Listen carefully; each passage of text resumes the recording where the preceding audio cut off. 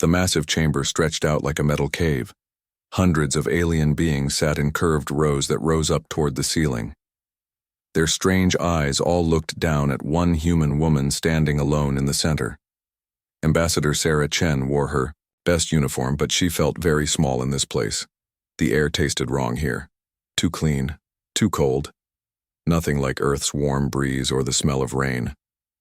Sarah had been coming to these meetings for 3 years now. She knew every face in this room, even the weird ones with tentacles or crystal skin. But today felt different.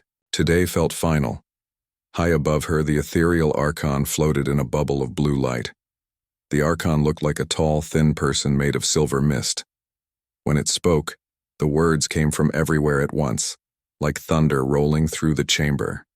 Human representative, the Archon said. You stand before the Galactic Council to hear our final judgment on your species. Sarah's hands stayed at her sides, but her heart was beating fast. She knew what was coming. The signs had been there for weeks. Whispered conversations that stopped when humans walked by. Meetings that happened without Earth's people. Cold stares from aliens who used to be friendly. The incident at Kepler 442 has shown us the true nature of humanity, the Archon continued. Your species is too violent, too dangerous. You cannot be trusted to follow the laws of civilized beings. The Kepler 442 incident. Sarah closed her eyes for just a moment and remembered the reports. Human colonists had been farming on a small moon. The Zephyrian raiders came in fast ships demanding food and supplies.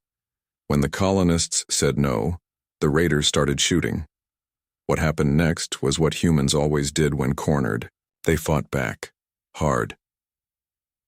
The colonists had mining equipment, farming tools, and a few old hunting rifles. The Zephyrians had energy weapons and battle armor. It should have been easy for the raiders, but humans were clever. They used their machines as weapons. They dug traps. They fought at night when the Zephyrians couldn't see well. When it was over, 43 Zephyrian raiders were dead. Only 2 humans had died. The council called it murder. Humans called it self-defense. We have tried to teach your people the ways of peace, said Counselor Vex, a blue-skinned alien with 4 arms. But you refuse to learn. You always choose violence first. Sarah wanted to scream. She wanted to tell them about the human doctors who had saved alien children from disease, about the human engineers who had fixed broken space stations for free, about the human teachers who had learned 30 different alien languages just to help others. But she stayed quiet. The decision was already made. She could see it in their faces. The Galactic Council has voted, the Archon announced. Humanity is no longer welcome in Council space. Your membership is ended. Your people have 10 solar cycles to remove all human presence from Council territory. The words hit Sarah like a physical blow. 10 solar cycles. That was about 20 Earth years. It sounded like a long time, but there were millions of humans living on dozens of worlds. Moving them all would be almost impossible. Around the chamber, alien representatives nodded their approval. Some looked sad about it. Others seemed happy. A few wouldn't meet Sarah's eyes at all. You are making a mistake, Sarah said. Her voice echoed in the silent chamber. Humans are not monsters. We're just different from you.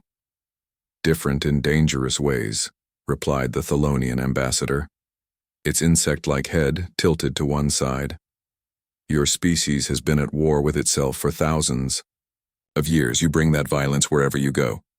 We also bring hope, Sarah shot back, and courage, and the will to fight for what's right. Fighting is the problem, the Archon said. Civilized beings solve their problems with words, not weapons. Sarah looked around the chamber one more time. These aliens had ruled the galaxy for thousands of years. Their species were old and wise and peaceful. They had ended wars, created trade routes, and built beautiful cities among the stars. They had also become soft. Safe in their bubble of laws and treaties, they had forgotten what it was like to truly struggle. They had forgotten that sometimes words weren't enough. When the next crisis comes, Sarah said quietly, and something threatens all of you, don't expect humans to come running to help. You're throwing away the one species that would die to protect you. The Archon's silver face showed no expression. "We will take that risk." Sarah turned and walked toward the exit. Her footsteps were the only sound in the massive chamber. As she reached the door, she stopped and looked back. "One more thing," she said. "Humans don't run away when we're hurt. We learn, we grow stronger, and we remember who our friends really are." The door closed behind her with a soft hiss. Sarah's ship was small compared to the giant council station. As she piloted it away from the massive structure, she watched the galaxy's most powerful civilizations turn their backs on Earth. The station grew smaller in her window until it was just another star in the darkness. She activated the communication system and opened a channel to Earth. President Rivera's face appeared on the screen. He looked tired and old, but his eyes were sharp. "I saw the vote," he said before Sarah could speak. The entire galaxy watched it happen. "They're afraid of us," Sarah said. "Not because we're evil, but because we're different. We don't fit into their perfect, peaceful world." Rivera nodded slowly. "Maybe that's not our problem. Maybe that's theirs." "What do we do now?" Sarah asked. The president was quiet for a long moment. When he spoke again, his voice was firm and strong. "We do what humans have always done when someone tells us we don't belong. We prove them wrong." Sarah felt something stirring in her chest. Not anger exactly. Something more dangerous than that. Determination. "Where do we go?" she asked. Rivera smiled, and for the first time in weeks it was a real smile. "Somewhere they've never been. Somewhere they're too scared to explore. We go out into the unknown and build something better than what they have here." As Sarah's ship jumped to faster than light speed, heading home to Earth, she thought about the faces in the council chamber. They thought they were getting rid of a problem by exiling humanity. They had no idea they had just given humans the greatest gift possible, the freedom to become something the galaxy had never seen before. Something that would change everything. Behind her, the council station continued its slow orbit around the gas giant. Inside, alien representatives congratulated themselves on a difficult but necessary decision. They had maintained peace and order in the galaxy. They had also just made the biggest mistake in galactic history, but they wouldn't understand that for a very long time. President Marcus Rivera stood in front of the huge window in his office, looking out at Earth's blue sky. But his mind was far away, thinking about the dark space between the stars. 3 months had passed since the council's judgment. 3 months of angry meetings, desperate planning, and hard choices. The intercom on his desk buzzed.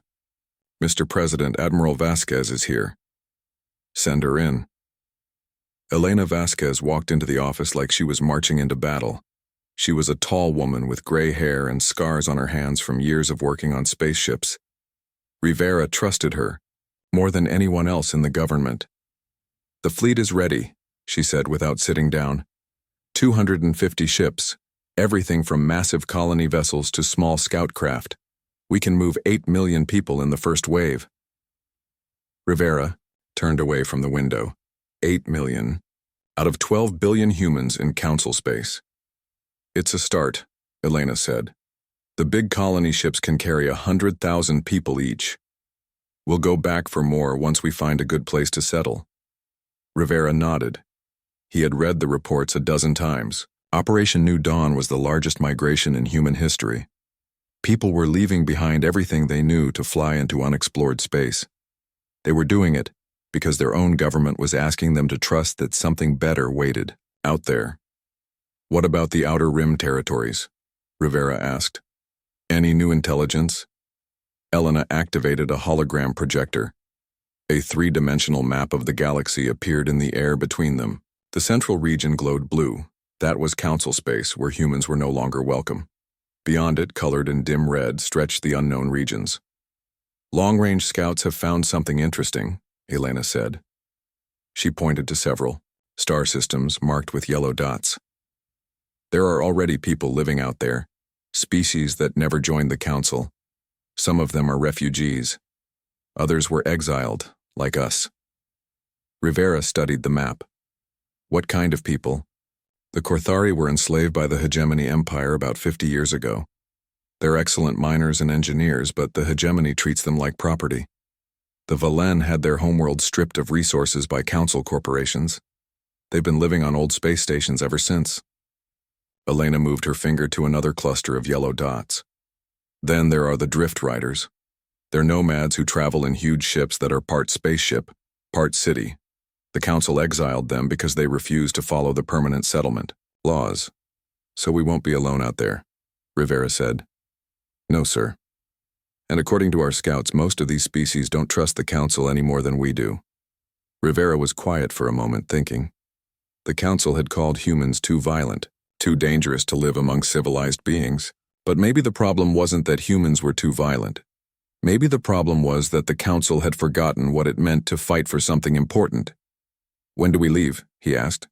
Tomorrow morning. The first colony ship launches at dawn.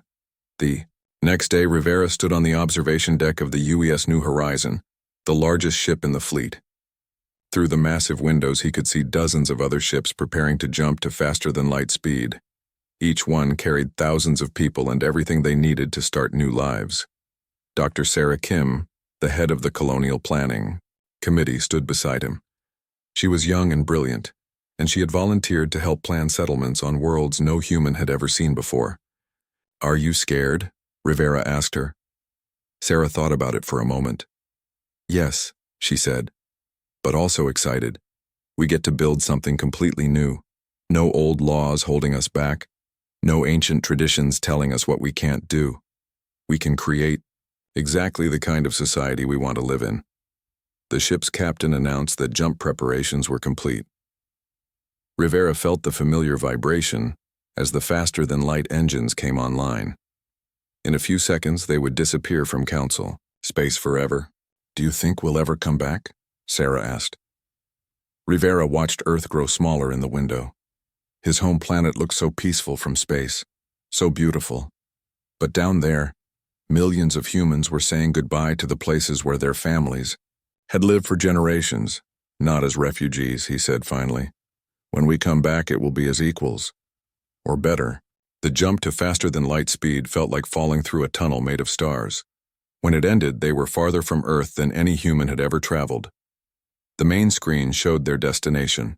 A yellow star with 7 planets, 3 of which could support human life. But they weren't alone in this system. Long-range sensors detected ships near the 4th planet. Lots of ships. Admiral Vasquez's voice came over the intercom. Mr. President, we're being hailed by an unknown vessel. Put them through. The main screen changed to show the bridge of an alien ship. The being in the captain's chair looked almost human, except for pale blue skin and large silver eyes. Behind it, Rivera could see crew members from at least 3 different species working together. Human ships, the alien captain said in accented, but clear English. I am Captain Zalara of the Valen trade vessel Starwind. You are far from Council space. We're not part of the Council anymore, Rivera replied. We're looking for a new home. Captain Zalara's large eyes widened slightly. You were exiled? For being too violent, Rivera said with a bitter smile. To his surprise, Zalara laughed. It was a musical sound like wind chimes. The Council says that about everyone who won't bow down to them. My people were called too stubborn. The Korthari were too independent. The Drift Riders were too chaotic. What do you think of humans? Rivera asked. Zalara was quiet for a moment. I think, she said slowly, that the enemy of my enemy might be my friend. Would you like to meet the others? There's going to be a gathering tonight on the 3rd planet. Representatives from 12 different species. Rivera looked at Admiral Vasquez, who nodded. We'd be honored, Rivera said. The gathering took place in a natural cave system on a world that had no name in any council database. Representatives from species Rivera had never heard of sat around a fire that burned without smoke. They shared food that tasted like nothing from Earth and told stories in a dozen different languages. An old Korthari named Thek spoke first. His people looked like humanoid bears with gray fur and intelligent eyes. The council enslaved my world with contracts and laws, he said. They made it legal to steal everything we had. A drift rider captain named Zara added her voice. Her people were tall and thin with skin that changed color based on their emotions. They wanted us to stop traveling, to settle on one world and live like them. We said no, so they called us criminals. One by one, each species told their story. All of them had been hurt by the council in different ways. All of them had been forced to choose between giving up who they were or living as outcasts. When it was Rivera's turn to speak, he stood up and looked around the cave. Humans have always believed that people should be free to choose their own path, he said. We've made mistakes. We've fought wars and done terrible things. But we've also learned that diversity makes us stronger, not weaker. He paused, choosing his words carefully. The council wants everyone to be the same, peaceful, predictable, and obedient. Maybe that's not what the galaxy needs. Maybe what the galaxy needs is people who are willing to fight for something better. Thex, deep voice rumbled through the cave. What are you proposing, human? Rivera looked at each face around the fire. I'm proposing that we stop hiding, that we build something together, not an empire based on conquest, but a confederation based on choice, a place where every species can be what they are without apologizing for it. The cave was silent for a long moment. Then Zalara spoke. The Terran Commonwealth, she said slowly, testing the words. I like the sound of that. One by one, the other representatives nodded their agreement. In that cave, with a fire burning between them and the stars, shining overhead, the foundation of something new was born, something that would change the galaxy forever. 20 years had passed since the exile, and the galaxy was starting to notice the humans again. But not in the way the council had expected. Dr. James Park floated in zero gravity inside his laboratory, watching a test engine spin faster than anything had ever spun before. The engine was small, about the size of a basketball, but it contained technology that could change everything. Theoretical maximum velocity achieved. His assistant called out from the control room. The drive is stable at 500 times light speed. James smiled. The fastest council ships could only reach 50 times light speed. This new drive, built with drift rider navigation crystals and human engineering, was 10 times faster than anything the galaxy had ever seen. How long until we can install them in the fleet? James asked. 6 months for the first batch. Admiral Nakamura wants them in the scout ships first.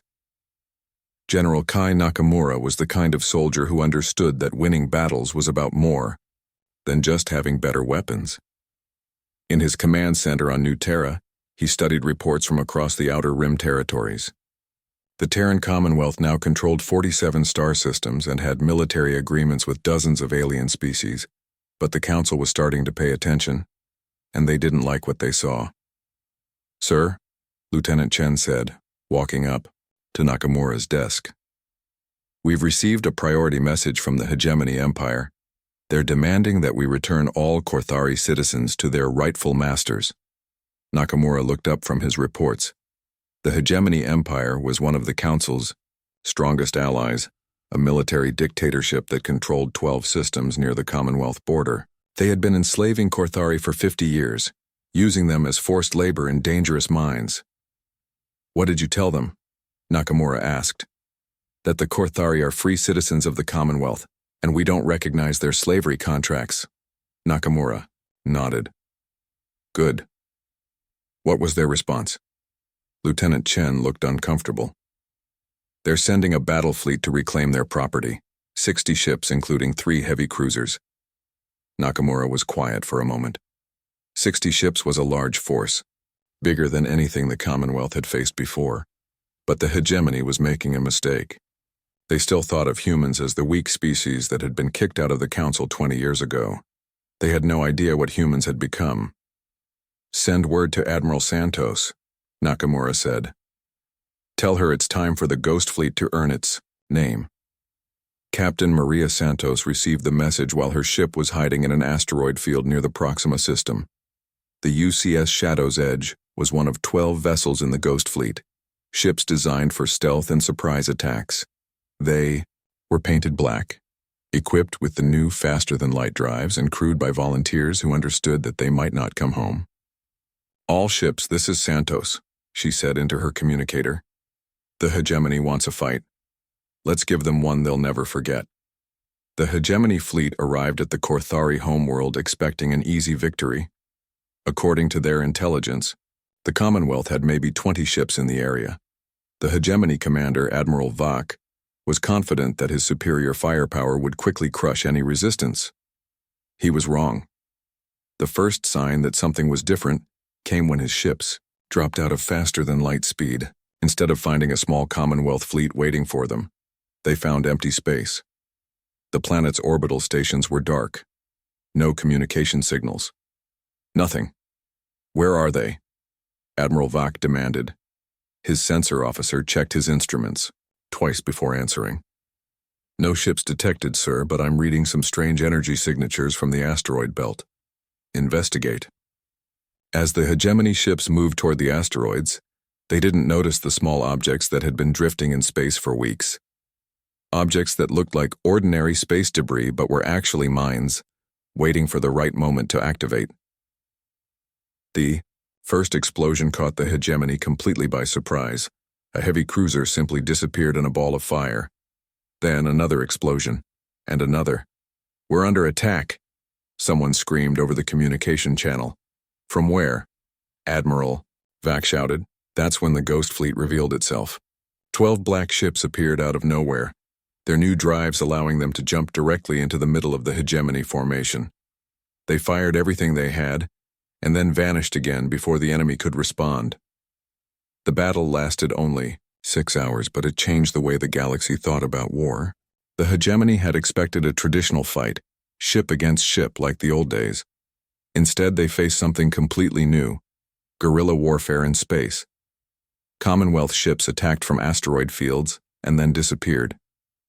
They used the enemy's own size against them, forcing the big hegemony cruisers to chase smaller, faster targets through dangerous terrain. When hegemony ships tried to work together, mines exploded around them. When they spread out, individual ships were picked off by coordinated attacks. By the end of the battle, 40 hegemony ships had been destroyed or damaged. Only 12 managed to escape back to their own territory. The Commonwealth had lost 3 ships. The news of the victory spread across the galaxy faster than any ship could travel. In council chambers, ancient alien species who had ruled for thousands of years suddenly realized that the humans they had exiled weren't the same species anymore. How is this possible? Demanded the ethereal Archon during an emergency council meeting. Humans were primitive when we expelled them. Their technology was centuries behind ours. The Thelonian intelligence chief activated a holographic display showing the battle. They've learned from every species they've encountered. Drift Rider navigation crystals for speed, Korthari engineering for durability, Valen stealth technology for concealment, and their own tactical innovations for coordination. What tactical innovations? Asked Counselor Vex. The intelligence chief looked uncomfortable. They call it combined species warfare. Different alien abilities working together as a single fighting force. They use Drift Rider pilots for reconnaissance, Korthari, engineers for rapid repairs, and human strategists for overall coordination. Around the council chamber, representatives from dozens of species began to whisper among themselves. Some looked worried. Others seemed almost impressed. It gets worse, the intelligence chief continued. Our spies report that 17 more species have requested to join the Commonwealth in the past month, including 3 species that are currently council members. The Archon's silver face showed the first emotion anyone had seen in decades: fear. Which species? The Zephyrians, the Alterans, and the Centauri Collective. A shocked silence filled the chamber. These weren't minor species or primitive cultures. These were advanced civilizations with their own fleets and territories. Why? The Archon asked quietly. The intelligence chief looked around the chamber before answering. Because the Commonwealth offers them something we don't. The freedom to be themselves without conforming to our ancient traditions, and protection from threats that we might not be willing to fight. In the aftermath of the hegemony defeat, President Rivera received a communication from an unexpected source. The message came from Zephyrian space from Admiral Keth, the same species that had raided human colonies 20 years ago. President Rivera, Admiral Keth said from the communication screen. His reptilian features looked older now, marked by scars from recent battles. I want to apologize for my people's actions at Kepler 442. We were following orders from the hegemony, but that's no excuse. Rivera studied the alien's face. What changed your mind? We've been watching what you've built out there. A confederation where species work together instead of one dominating the others. Where strength comes from unity instead of submission. Keth paused. The hegemony has demanded that we attack Commonwealth shipping lanes. We're tired of being their attack dogs. What are you proposing? An alliance. The Zephyrian fleet joins the Commonwealth. In exchange, you help us protect our worlds from hegemony retaliation. Rivera was quiet for a moment. An alliance with the Zephyrians would double the Commonwealth's military strength, but it would also send a clear message to the Council that their old order was falling apart. Welcome to the Commonwealth, Admiral, Rivera said finally, as the communication ended. Rivera looked out at the stars and thought about how much had changed. 20 years ago, humans had been exiled as violent primitives. Now they were leading a confederation that was reshaping the galaxy. The Council had tried to get rid of a problem by exiling humanity. Instead, they had created something far more dangerous: hope. Hope that things could be different. Hope that the old ways weren't the only ways, and hope, Rivera had learned, was the most powerful force in the universe. Chancellor Marcus Rivera was now an old man, but his eyes still burned with the same fire that had led humanity into exile 25 years ago. He stood in the Commonwealth Senate chamber on New Terra, looking at representatives from over 60 different species. What had started as a desperate alliance of outcasts had become the largest confederation in galactic history. The emergency session had been called because of a single message that had arrived that morning from the Galactic Council. They want us to surrender, Rivera said, his voice carrying clearly through the chamber. The Council demands that the Commonwealth dissolve itself and submit to their authority. They claim we're a threat to galactic peace. A rumble of angry voices filled the chamber. The Korthari delegate, now Ambassador Thek's son, stood up. My father died free because of this alliance. I will not see his sacrifice wasted. Captain Zalara, now Admiral of the Valen fleet, added her voice. The Council destroyed my homeworld. Now they want to control us again? Never. Rivera raised his hand for silence. I've sent them our response. The same words I spoke to them 25 years ago. We will not bow to those who cast us out. Winar. The Council chambers, light years away, the ethereal Archon read Rivera's message to the assembled representatives. The ancient being's silver form flickered with what might have been anger. The humans refuse to submit, the Archon announced. They say the Commonwealth will defend itself against any aggression. Counselor Vex, now much older and more tired-looking, shifted in his seat. Perhaps we should negotiate. The Commonwealth has done nothing aggressive toward Council worlds. They exist, the Archon replied coldly. Their very presence challenges the order we have maintained for 3,000 years. If other species believe they can simply leave the Council and create their own governments, our authority means nothing. The vote was close, but the result was inevitable. The Council declared war on the Terran Commonwealth. The Great War began not with a massive battle, but with dozens of small actions across 17 star systems. Council fleets, used to fighting traditional battles with clear rules and predictable tactics, found themselves facing an enemy that refused to play by the old rules. Captain Maria Santos, now Admiral of the Ghost Fleet, led the first major engagement at the neutral zone border. Her task force of 50 ships faced a Council armada of 200 vessels commanded by Admiral Teth, a Thelonian with over a century of military experience.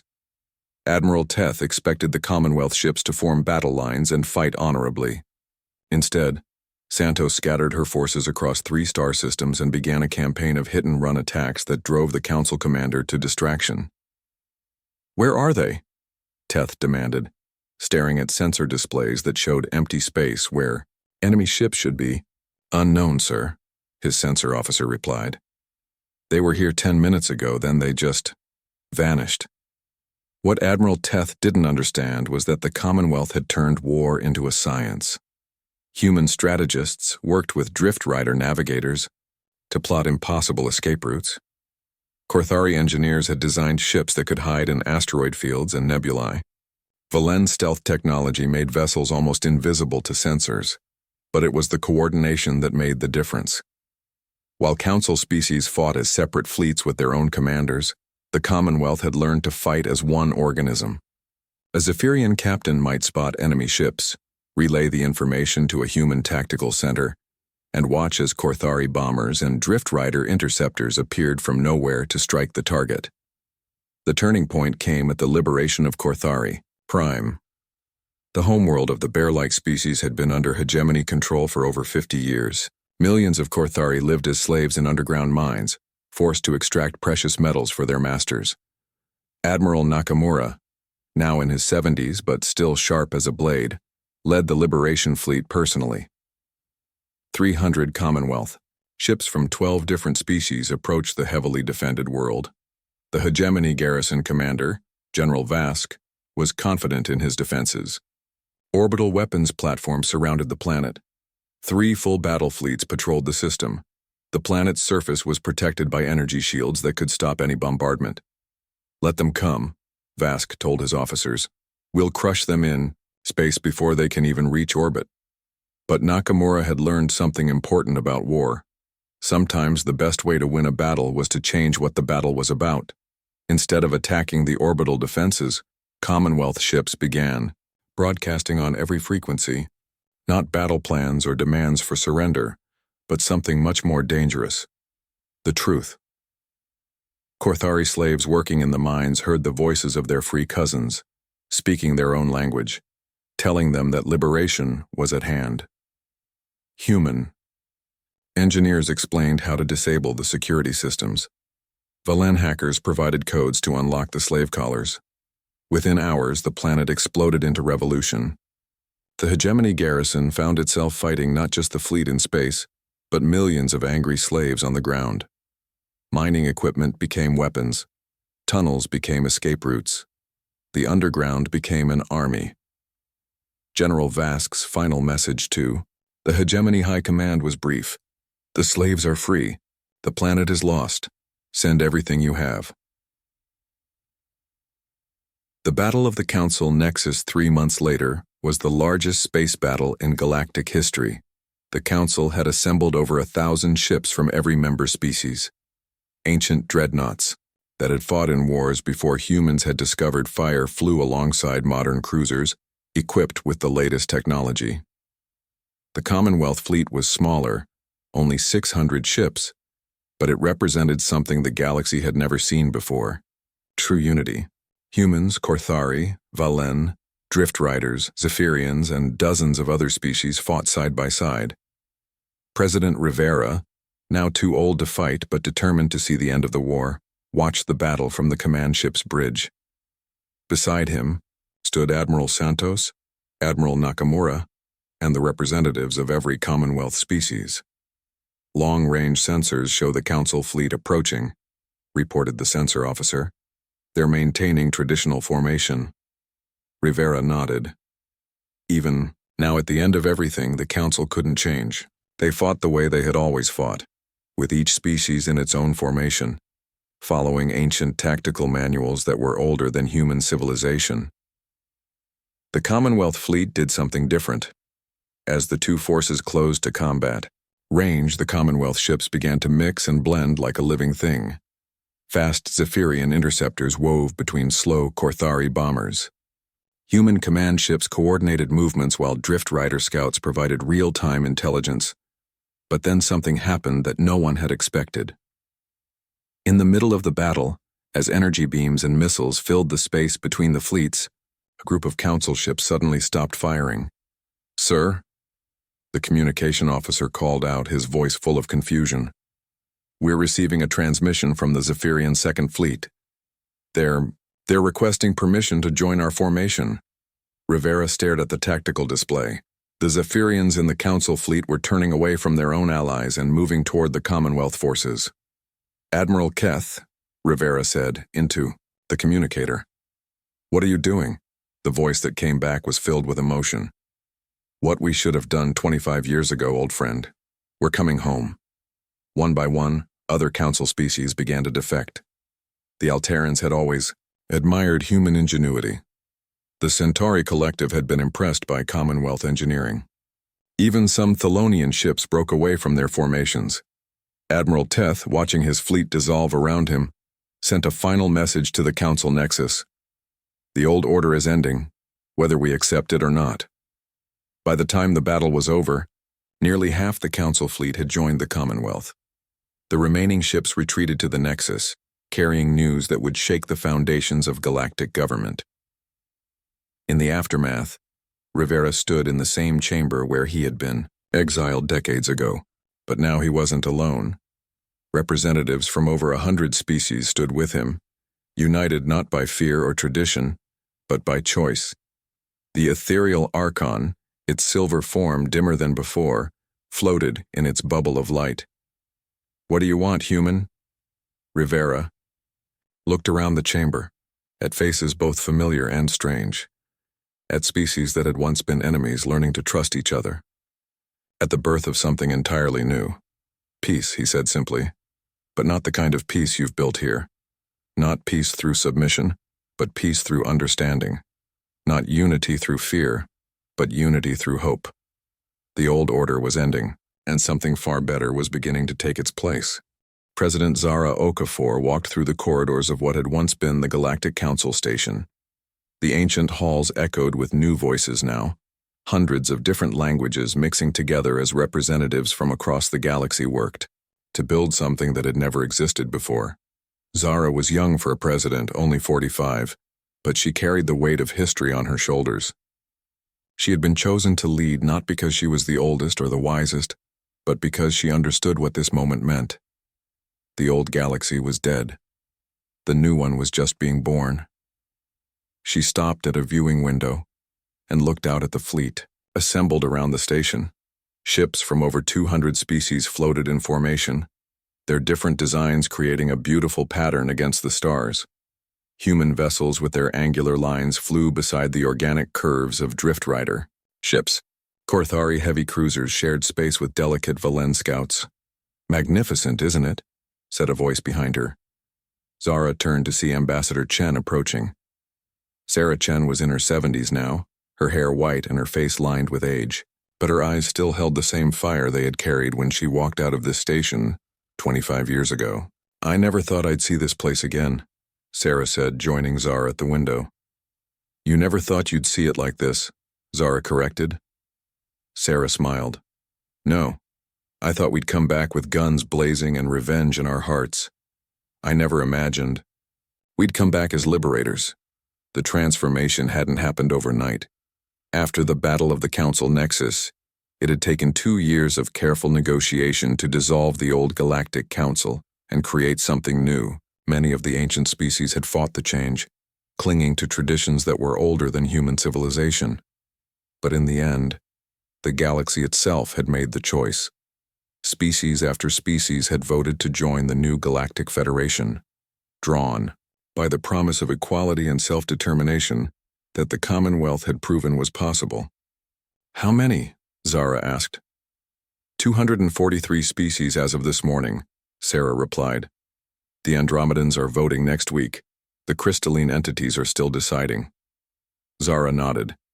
It was hard to believe that the small alliance of outcasts that had formed around a campfire on a nameless world had grown into this, the largest political confederation in galactic history, spanning thousands of star systems and representing trillions of beings.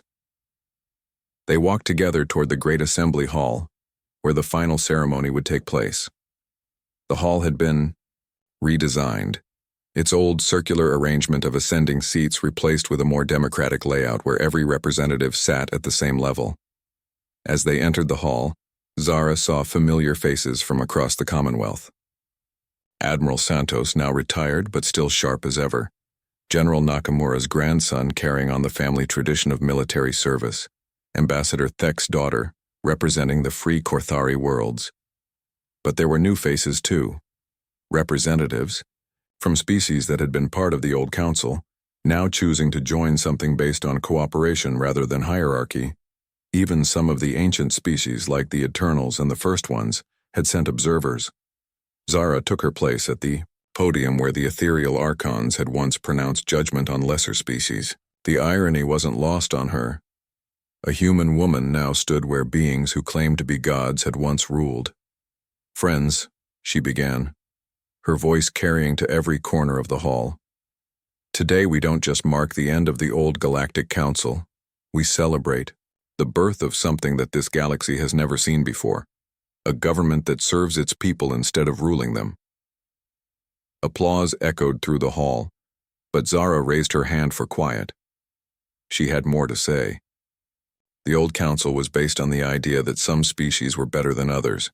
That age meant wisdom and power meant the right to rule. They believed that peace could only come through control, and unity could only exist through submission. She paused, looking out at the sea of faces, some human, some alien, all listening intently. They were wrong. The words hung in the air for a moment before she continued. "We've proven that unity comes from choice, not force. That peace grows from understanding, not fear. That strength comes from diversity, not conformity." In the back of the hall, a group of former council species sat together. These were the holdouts, the species that had refused to join the Federation but hadn't been able to stop it either. Zara could see doubt in their faces, but also something else: curiosity. "The Galactic Federation isn't an empire," Zara continued. "We don't rule from the center outward. We don't demand tribute or obedience. What we offer is something simpler and more powerful, the chance to be yourselves without apology." Ambassador Zalara, now ancient but still sharp, stood from her seat. "President Okafor," she said in her musical voice, "the Velen remember when we had no home and no hope. The Federation gave us both. How do we ensure that future generations understand what this moment means?" It was a good question. How do you preserve the spirit of revolution when the revolution succeeds? How do you keep the dream alive when it becomes reality? "By remembering where we came from," Zara replied. "By telling the story of humans who were exiled for being different and who used that difference to change the galaxy. By never forgetting that freedom is a choice every generation has to make for itself." Dr. Park, now the Federation's chief scientist, activated a holographic display that filled the center of the hall. It showed the galaxy as it existed now. Thousands of systems connected not by conquest or control, but by trade routes, communication networks, and mutual defense agreements. "This is what we've built together," he said. "Not an empire of conquest, but a community of choice. Not a hierarchy of species, but a family of equals." The display zoomed in on specific systems, showing the incredible diversity of the Federation. Human agricultural worlds fed Korthari mining colonies. Driftrider art influenced Velen architecture. Saphirian military tactics were taught alongside human strategy at the Federation Academy. But it was the newest addition to the display that caused the most surprise: a cluster of systems near the galaxy's core, marked with the ancient symbol of the First Ones. "The First Ones have requested membership," Dr. Park announced, his voice barely containing his excitement. "The oldest species in the galaxy wants to join our youngest government." A murmur of amazement ran through the hall. The First Ones were legendary, beings so ancient that they remembered when the galaxy's stars were young. They had never joined any government, never allied with any other species. They were older than history itself. "Why?" asked someone from the back of the hall. The answer came from an unexpected source. A shimmering figure materialized near the podium, one of the First Ones, its form barely visible, like looking at a star through water. "Because," the ancient being said in a voice like distant thunder, "in all our eons of existence we have never seen anything like what you have created here. You have taken the galaxy's outcasts and failures and turned them into its greatest hope. The first. One's form solidified slightly, becoming more visible. We are old, and we are tired. We have seen empires rise and fall, species bloom and fade. But we have never seen what you call the Federation, a government that grows stronger by making its people free. Zara felt tears forming in her eyes. To hear such words from beings who were old when humanity was still learning to make fire. The Federation accepts the first ones as equal members, she said formally, as we accept all who choose to join us. The ceremony continued for hours, with representatives from dozens of species speaking about what the Federation meant to them. Former slaves talked about freedom. Former enemies spoke of friendship. Former outcasts described finding home. But it was the final speaker who said what everyone was thinking. Old Marcus Rivera, now over 90 but still sharp, walked slowly to the podium. The man who had led humanity into exile was here to see them lead the galaxy into a new age. 25 years ago, he said, his voice still strong despite his age. The council told us we didn't belong in their galaxy. They said we were too violent, too unpredictable, too different. He smiled, and for a moment he looked like the young president who had first dreamed of something better. They were right. We were too different for their galaxy. So we built our own. The applause was thunderous, lasting for several minutes. When it finally died down, Rivera continued, "But this isn't the end of the story. It's the beginning. We've proven that exiles can become leaders, that outcasts can become heroes, that the galaxy belongs to everyone who's willing to fight for it." He looked out at the assembled representatives, his eyes bright with hope. "Now comes the hard part. We have to make this work. We have to prove that democracy can function on a galactic scale, that freedom and order can coexist, that beings from 1,000 different worlds can live together in peace." Rivera paused, choosing his final words carefully. "The council called us an empire of violence. I say we're something far more dangerous than that. We're an empire of hope. And hope, as we've learned, is the most powerful force in the universe." As the ceremony ended and representatives began to mingle, talking excitedly about the future they would build together, Zara stood at the viewing window again. The fleet outside had grown larger during the ceremony, as more ships arrived carrying delegations from across the galaxy. Ambassador Chen joined her again, and they stood in comfortable silence, watching the ships of 100 different species, learning to fly together. "Do you think it will last?" Chen asked quietly. Zara considered the question. The Federation faced enormous challenges, cultural differences that seemed impossible to bridge, economic systems that had never worked together before, the lingering suspicion between species that had been enemies for generations. But she also thought about what they had already accomplished. Humans and Zephyrians working side by side after decades of conflict. Former slaves and their liberators, building new worlds together. Ancient species and young civilizations sharing knowledge and dreams. "I think," Zara said finally, "that we've already lasted longer than anyone thought possible. And every day we prove that different doesn't mean divided." She looked out at the stars, at the vast galaxy that was now their responsibility to protect and nurture. The council ruled for 3,000 years by making everyone the same. We're going to do something much harder. We're going to prove that everyone can be different and still be family. Outside the window, a small ship detached itself from the fleet and began the journey home to Earth. Inside, it carried the news that would make its way to every human world. The exiles had not just survived their banishment, they had used it to save the galaxy itself. And in the end, that was the most human thing of all.